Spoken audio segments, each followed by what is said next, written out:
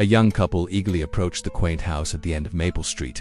The for sale sign swayed gently in the breeze, its faded lettering hinting at a bargain too good to pass up. Sarah squeezed Tom's hand as they climbed the creaking porch steps, their excitement tinged with a hint of apprehension.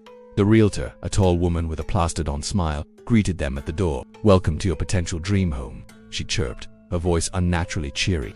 As they stepped inside, the musty air enveloped them, carrying whispers of untold stories. The tour began in the living room, where Sarah's eyes were immediately drawn to the ornate mirror dominating one wall. Its gilded frame seemed out of place in the otherwise modest space. Tom noticed another mirror on the opposite wall, perfectly aligned with the first. "Interesting decor choice," he muttered, his brow furrowing. As they moved through the house, the couple's unease grew. Each room they entered featured at least one mirror, sometimes two or three, all strategically placed to reflect the most intimate areas of the living spaces. In the master bedroom, an enormous mirror hung directly above the bed, its surface slightly tarnished but unmistakably aimed at capturing every detail of the room below.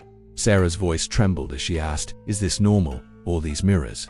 The realtor's smile never wavered as she replied, "Oh, the previous owners had a certain aesthetic in mind. They were quite fond of their reflections, you might say." Tom's curiosity got the better of him in the guest room, where twin mirrors faced each other on opposite walls, creating an infinite corridor of reflections. "What's the story here?" he asked, trying to keep his tone casual. "Were the last owners interior designers or something?" The realtor's laugh echoed unnaturally in the mirror-lined space. "Not exactly," she said, her eyes glinting with an unsettling knowledge.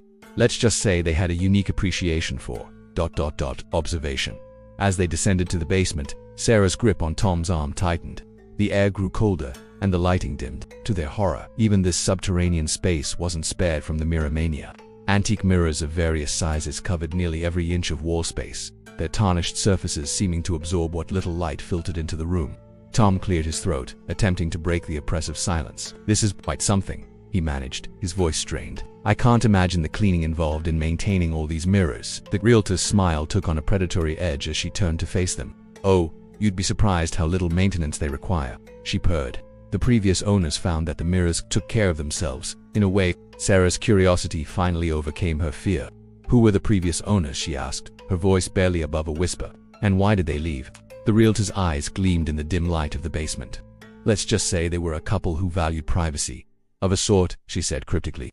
"As for why they left, well, sometimes the watchers become the watched, don't they?" A chill ran down Tom's spine as he processed her words. "What do you mean by that?" he demanded, his earlier politeness evaporating. The realtor's smile never faltered as she gestured around the mirror-filled room.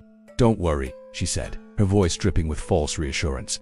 "The last owners didn't mind being watched. In fact, they rather enjoyed it. The question is, do you?" Sarah tugged urgently on Tom's arm, her eyes wide with fear. "We should go," she whispered, already backing towards the stairs. Tom nodded, his face pale as he followed his wife's lead. As they hurried up the basement steps, the realtor's voice floated after them, eerily calm. "Take your time deciding," she called. "The house will be waiting. It's always waiting for the right ... occupants." The couple burst out of the front door, gasping for fresh air as if they'd been underwater. As they stumbled down the porch steps, Sarah glanced back at the house. For a moment, she could have sworn she saw a face in one of the upstairs windows. A face that was their realtor's. Tom fumbled with the car keys, his hands shaking. "Let's get out of here," he muttered, casting one last glance at the seemingly innocent house. As they drove away, the for sale sign continued to sway in the breeze, waiting for the next unsuspecting couple to fall into its trap. The house on Maple Street stood silent, its windows reflecting the setting sun. Behind its walls, countless mirrors waited patiently, ready to reveal or perhaps conceal the secrets of those who dared to call it home.